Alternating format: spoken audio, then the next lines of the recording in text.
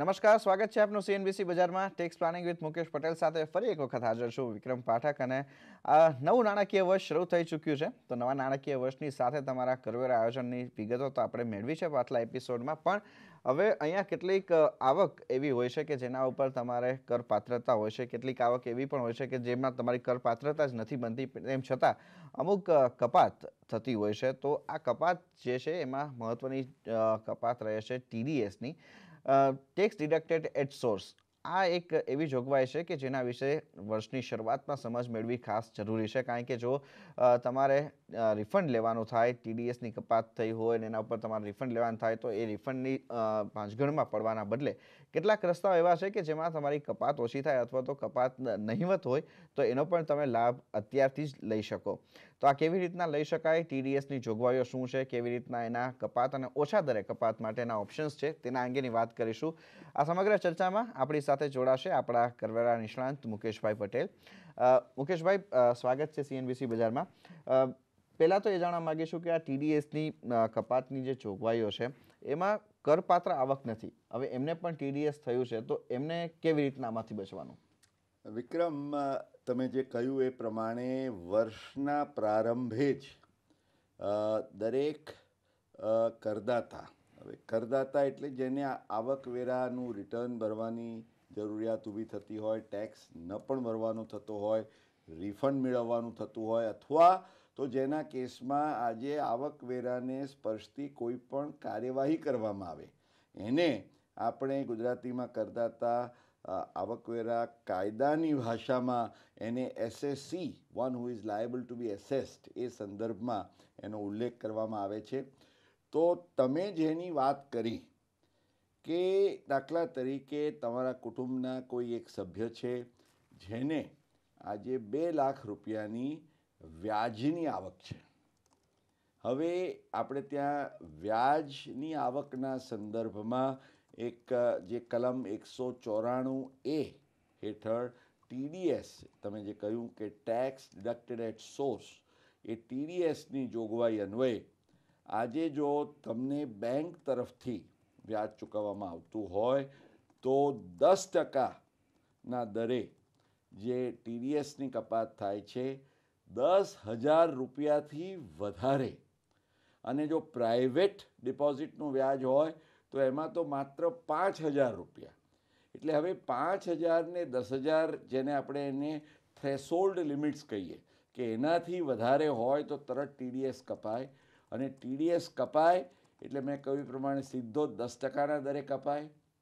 આજે આવકવેરાની મુક્તિ મર્યાદા જ 2.5 લાખ રૂપિયા છે, પણ તમને જો આ 2 લાખ રૂપિયાની વ્યાજની આવક હોય તો સીધા એના ઉપર જો 10% કપાઈ જાય તો 20,000 રૂપિયા તમારા બ્લોક થઈ જાય, જેને માટે તમારે રિફંડ લેવા માટેની કાર્યવાહી કરતું આવકવેરાનું રિટર્ન ભરવું પડે, અને તમને એની ચિંતા રહ્યા કરે કે મારું રિફંડ મને ક્યારે મળશે.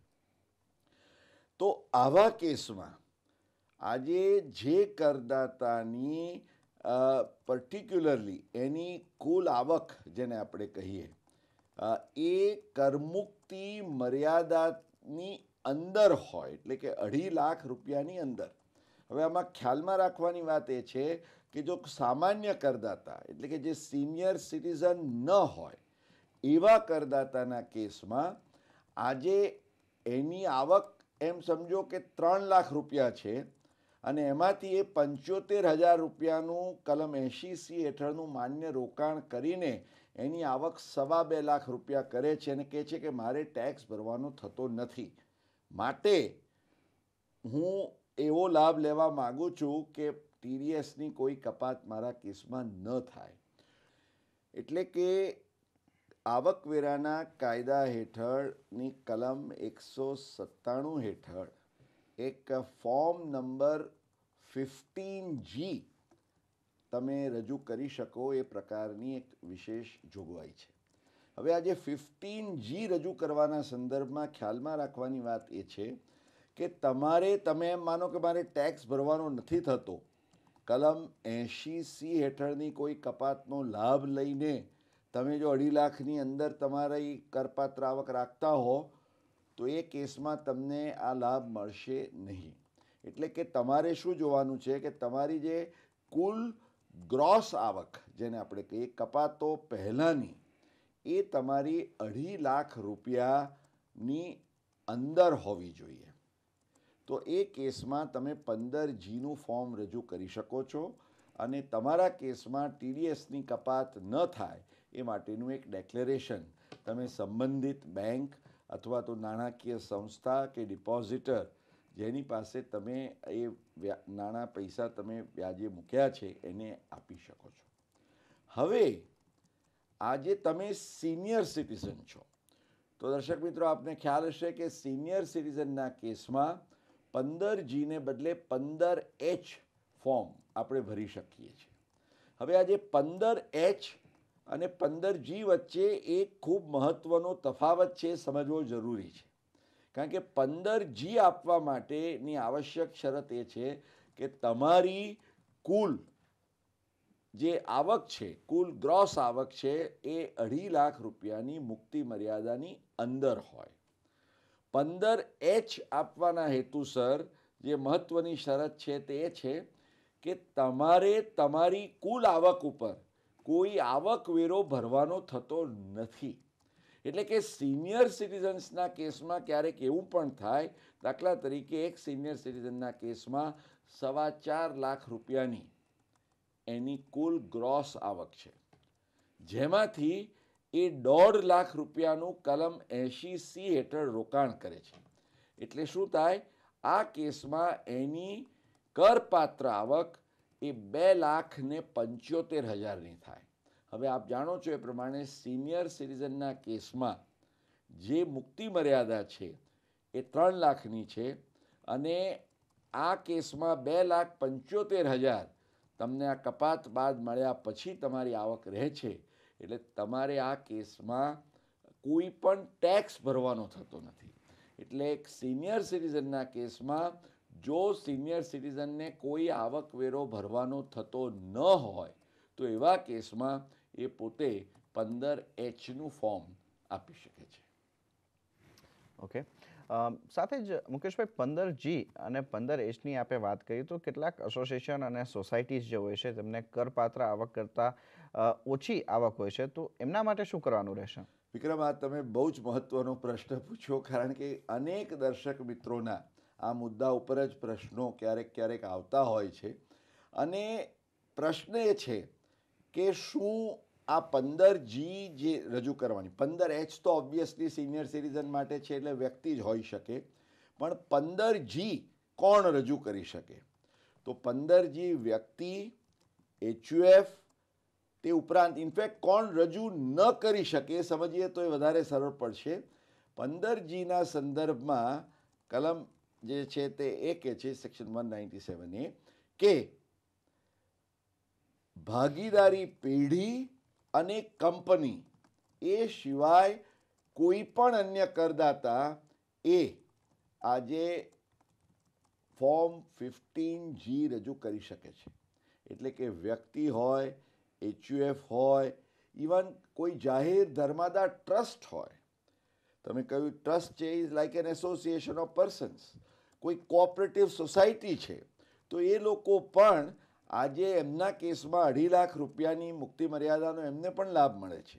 તો આવા કેસોમાં જો 2.5 લાખ રૂપિયાથી ઓછી આવક હોય એમની અને એમને કોઈ આવકવેરો ભરવાનો થતો ન હોય તો તેઓ પણ આ ફોર્મ 15G આપીને ડેક્લેરેશન રજૂ કરીને નો TDSનો લાભ લઈ શકે છે.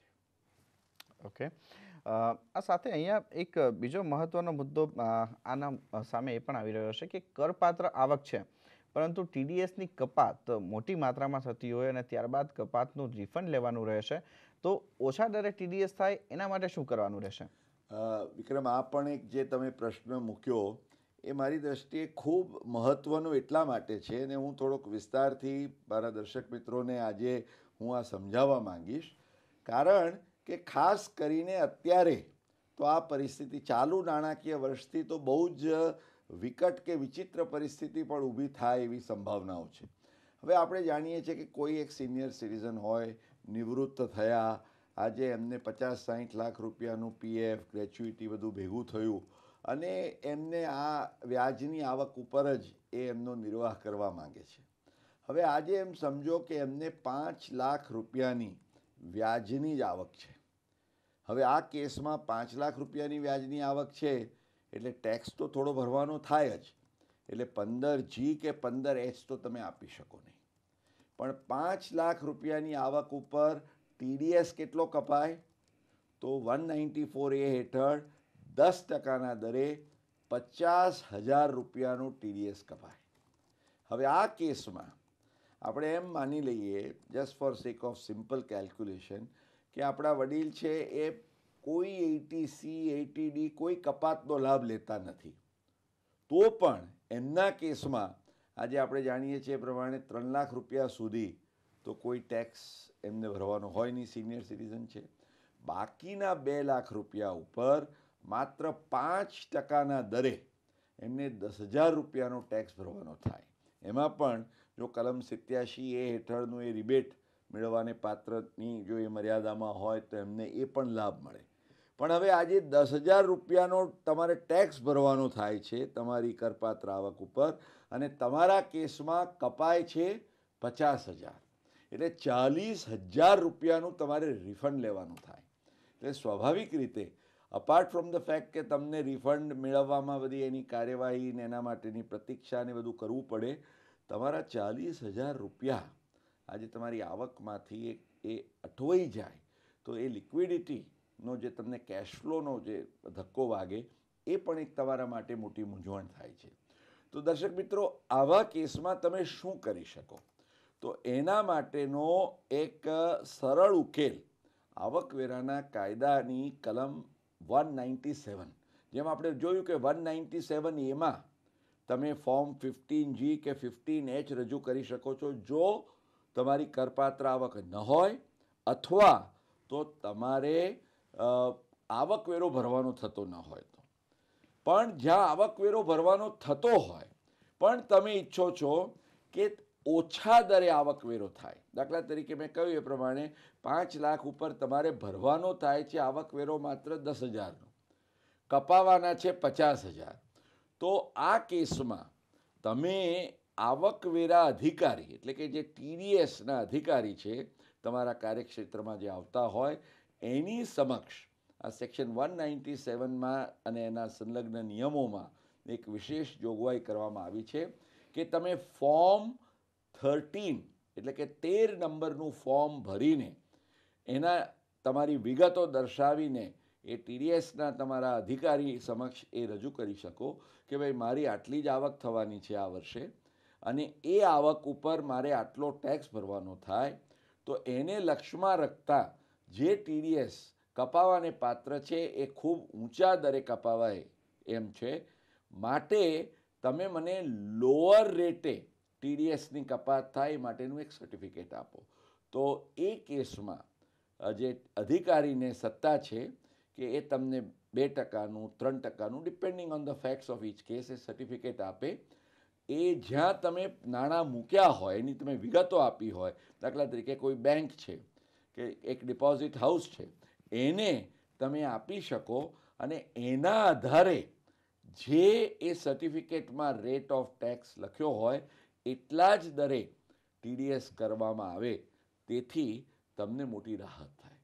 એટલે દર્શક મિત્રો, ખાસ ખ્યાલમાં રાખશો કે વર્ષના પ્રારંભે જ, કારણ કે આજે એપ્રિલ મહિનાની અંદર તો સવાલ નથી પણ લગભગ મે જૂન દરેક ક્વાર્ટરલી વ્યાજ આવતું હોય તો જૂન છે, સપ્ટેમ્બર છે, ડિસેમ્બર છે, માર્ચ દરેક ક્વાર્ટરે તમને વ્યાજ આવે, તો તમે એપ્રિલ મહિનામાં જ કે મેની શરૂઆતમાં પણ જો આ સર્ટિફિકેટની અરજી કરી દો, આવકવેરા ખાતાના નિયમો અનુસાર આ સર્ટિફિકેટ તમને ફોર્મ 13 તમે અરજી કરો, તમને 1 મહિનાની અંદર આપવાનું એ લોકોએ સિટીઝન્સ ચાર્ટરમાં પ્રોમિસ આપ્યું છે, મળી પણ શકે છે, તો તમને ઘણી મોટી રાહત થાય. એટલે તમે આ એક આયોજનના સંદર્ભમાં આ જે ટેક્સ મેનેજમેન્ટનો એક બહુ જ મહત્ત્વનો નિયમ છે એ ચૂકશો નહીં, એ ખાસ આપને ભલામણ છે. ઓકે, તો આ સાથે જ અહીંયા સમય થયો છે. હવે એક બ્રેક બાદ આ ચર્ચાને આગળ વધારીશું.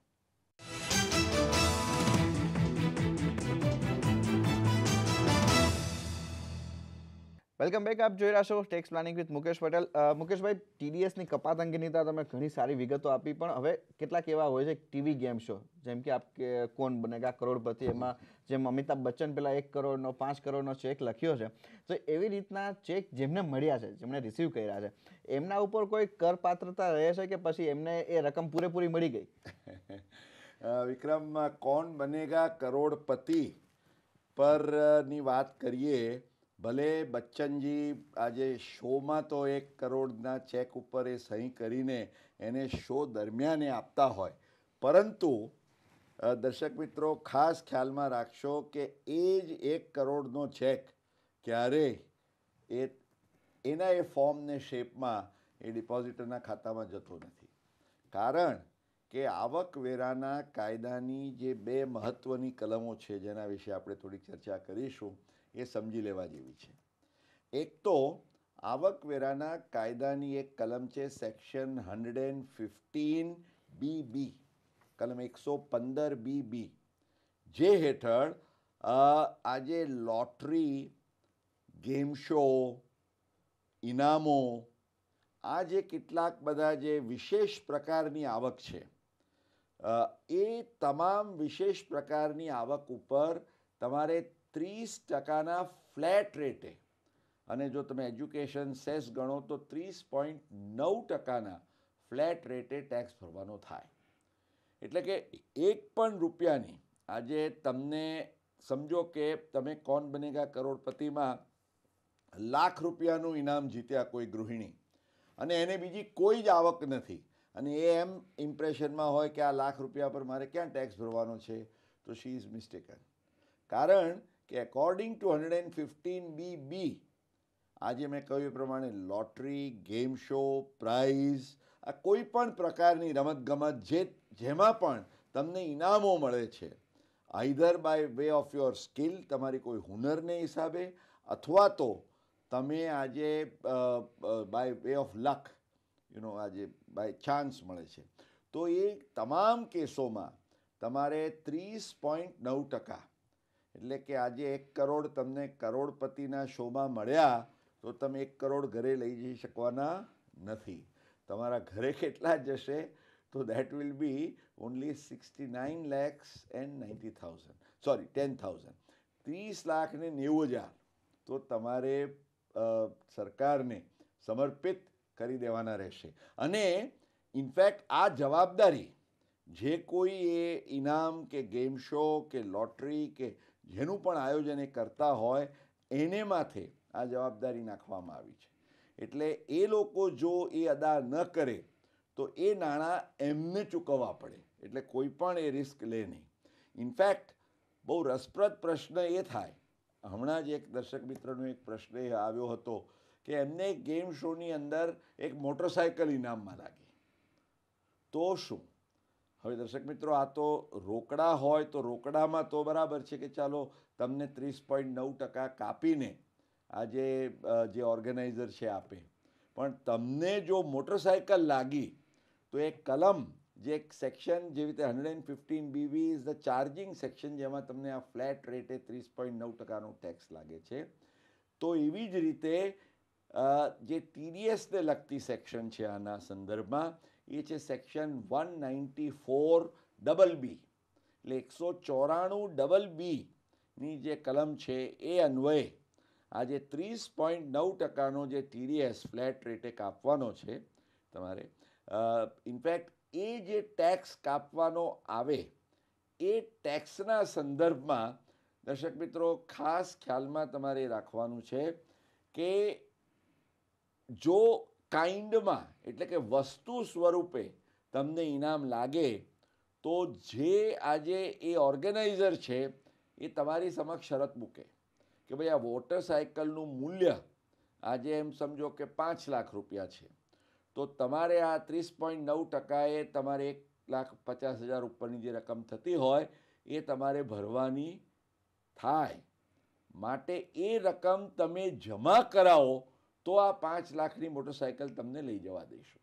એટલે કલમમાં જ એવું કહ્યું છે કે જે આયોજક છે એની એ જવાબદારી બને છે કે before he releases the prize, એ ઇનામ આપે કે લોટરીની એ જે કંઈ રકમ આપે તે પહેલાં એણે એ નાણાં વસૂલ કરી લેવા પડે અને પછી જ એ આપી શકે. એટલે આ એક ખાસ બાબત ઘણા દર્શક મિત્રોને ખ્યાલ નહીં હોય. તમે માનતા હશો, બહુ રાજી થતા હશો કે અમને તો આટલું ઇનામ લાગશે, આ મળશે, તે મળશે, પણ એ ઇનામ આજે જેમ કહે છે ને કે ભાઈ ખુદા છપ્પર ફાड़ के देता है पर आयकर विभाग तो अपना हिस्सा लेकर ही रहता है. ઓકે, મુકેશભાઈ, એક બીજો અહીંયા મહત્વનો પ્રશ્ન એ પણ રહેશે કે લેખન પ્રવૃત્તિ છે, ઘણા લેખકો હોય છે એ પ્રકારની લેખન પ્રવૃત્તિમાંથી જેમાં એમને રોયલ્ટી તરીકે અથવા તો એ લેખન પ્રવૃત્તિની જ આવક થતી હોય છે, તો એવા કેસમાં એમના માટે થઈને કોઈ વિશેષ રાહતની જોગવાઈઓ કરી? જરૂરથી વિક્રમ, લેખકો માટેની બે મહત્ત્વની જોગવાઈઓ છે, એની આપણે વાત કરીએ. સૌથી પહેલાં તો એક જે નાનકડી જોગવાઈ છે, જે વર્ષોથી છે, જે આવકવેરાના કાયદામાં નથી, પરંતુ એક સેન્ટ્રલ બોર્ડ ઓફ ડાયરેક્ટ ટેક્સીસનો વર્ષો પહેલાંનો એક સર્ક્યુલર એમણે ઓથર્સ ગિલ્ડ ઓફ ઇન્ડિયાને લખ્યો અને એ સર્ક્યુલર આજે પણ હજી અમલમાં છે, જેમાં એમ કહેવામાં આવ્યું, એ જમાનામાં તો 25,000 રૂપિયા ઘણી મોટી રકમ હતી, આજે તો હવે it has become too small an amount, પણ હજી એ લિમિટવાળો એ સર્ક્યુલર અને એ લિમિટ ચાલુ છે કે 25,000 રૂપિયા સુધીની તમને રોયલ્ટી, એટલે કોઈ પણ લખાણ, આજે કેટલા તમે ક્યાંક લેખ આપ્યો, તમને પુરસ્કાર મળ્યો 1,000, 2,000, 5,000 એવી રકમોનો, તો કુલ આવી તમને લખાણોમાંથી જો 25,000 રૂપિયા સુધીની રકમ રોયલ્ટી સ્વરૂપે કે પુરસ્કાર સ્વરૂપે મળતી હોય તો આવી રકમના 25% અથવા ₹5,000 બેમાંથી જે રકમ ઓછી થતી હોય તે રકમ, આજે દાખલા તરીકે તમને 10,000 રૂપિયાની રોયલ્ટી મળી તો 2,500 રૂપિયા એના 25%ના હિસાબે એ તમને કપાત તરીકે બાદ મળશે. અને સમજો કે તમને 25,000 પૂરા મળે છે તો તમને મહત્તમ 5,000 રૂપિયા કપાત તરીકે બાદ મળી શકશે. હવે આ કપાત તમને શેના માટે બાદ આપવામાં આવે છે કે તમે લેખન પ્રવૃત્તિ માટે કંઈક ને કંઈક નાનો મોટો ખર્ચ કર્યો હોય, રેફરન્સના તમે ન્યૂઝપેપર્સ, જર્નલ્સ કે તે કંઈ ખરીદ્યા હોય, એનું વાંચન કર્યું હોય, એમાંથી તમે તૈયાર કરી હોય, તમે સ્ટેશનરીનો ઉપયોગ કર્યો હોય, કંઈક બીજી ઝેરોક્સ કેવી તેવી આનુષંગિક બાબતોનો ખર્ચ કર્યો હોય, એટલે એ ખર્ચનો કોઈ હિસાબ કિતાબ રાખવો જરૂરી નથી. લાઈક અ સ્ટેન્ડર્ડ ડિડક્શન તમને આ કપાત બાદ આપવાની જોગવાઈ છે. પણ આ તો નાનકડી કપાતની વાત થઈ. હવે આજે એવા પણ લેખકો હોય કે જે કોઈ કલાત્મક, સાહિત્યિક કે વૈજ્ઞાનિક, એટલે કે જેને આપણે આર્ટિસ્ટિક, લિટરરી કે સાયન્ટિફિક પ્રકારના એમણે પુસ્તકો તૈયાર કરીને એમણે પ્રકાશિત કર્યા હોય અને આવા પુસ્તકો માટે એમને જે રોયલ્ટીની આવક મળે. હવે રોયલ્ટીની આવક બે પ્રકારની હોઈ શકે. એક તો લમસમ હોય, એટલે કે એકવારની જ તમને ચૂકવવામાં આવે, અથવા તો જેને રનિંગ રોયલ્ટી હોય, એટલે કે દર વર્ષે તમારા પુસ્તકનું કેટલું વેચાણ થયું એ વેચાણના અમુક ટકા. તો આના માટેનો નિયમ એ છે કે તમને મહત્તમ દર વર્ષે 3 લાખ રૂપિયા સુધી, જે કલમ છે આના માટેની સેક્શન 80 QQB, કલમ 80 QQB હેઠળ આજે લેખકોને આ પ્રકારના મૌલિક સર્જન માટે એમને 3 લાખ રૂપિયા સુધીની કપાત લમસમ હોય તો એ, અને જો રનિંગ રોયલ્ટી હોય તો તમારા પુસ્તકનું જે વર્ષ દરમિયાન વેચાણ થયું હોય એના 15%થી વધે નહીં તે માત્રામાં જે રકમ થતી હોય, અને 3 લાખ રૂપિયાની ઓવરઓલ સીલિંગ, એના સંદર્ભમાં તમને આ કપાતનો લાભ મળશે. પણ આમાં ખાસ ખ્યાલમાં રાખવાની વાત એ છે કે આ મૌલિક સર્જનો અને સર્જનાત્મક તમે જે પ્રકારના પુસ્તકો કર્યા, એટલે એમાં ગાઈડો હોય કે ઇવન ટેક્સ્ટ બુક્સ સ્કૂલ કોલેજોની હોય એનો સમાવેશ કરાયો નથી, બ્રોશર્સ હોય, બીજા જર્નલ્સ હોય, એ નહીં. એટલે કે આ પ્રકારના 3 પ્રકારના પુસ્તકોના લખાણમાં સંદર્ભમાં તમને મળતી રોયલ્ટી તો 3 લાખ રૂપિયા, એટલે હવે આજે 3 લાખ રૂપિયાની રોયલ્ટી ઉપર તમારો 30%નો જો સ્લેબ હોય તો સમજી શકો છો કે 90,000 રૂપિયાની બચત થાય. એટલે આવકવેરા ખાતું આજે તમારા મૌલિક અને સર્જનાત્મક લખાણોને પ્રોત્સાહન આપવા માંગે છે, એ આપણા લેખક મિત્રો માટે વિક્રમ ખૂબ આનંદની વાત છે. ઓકે, તો આ એક ઘણી મહત્વની લેખકો માટેની તો વાત રહી જ છે, પણ સાથે જ જે કરદાતાઓને TDSની જોગવાઈનો સામનો કરવો પડે છે એમના માટે પણ આ ઘણી મહત્વની વાત રહી છે. ઘણો આભાર મુકેશભાઈ, આપનો સમય ફાળવી અહીંયા અમારી સાથે જોડાયા, સમગ્ર ચર્ચા કરીને અમારા દર્શકોને આ સમગ્ર વિગત આપી. અને સાથે હાલ હવે ટેક્સ પ્લાનિંગ વિથ મુકેશ પટેલમાં અત્યારે બસ આટલું જ. આગળ વધુ અપડેટ માટે જોડાયેલા રહો CNBC બજાર સાથે. નમસ્કાર.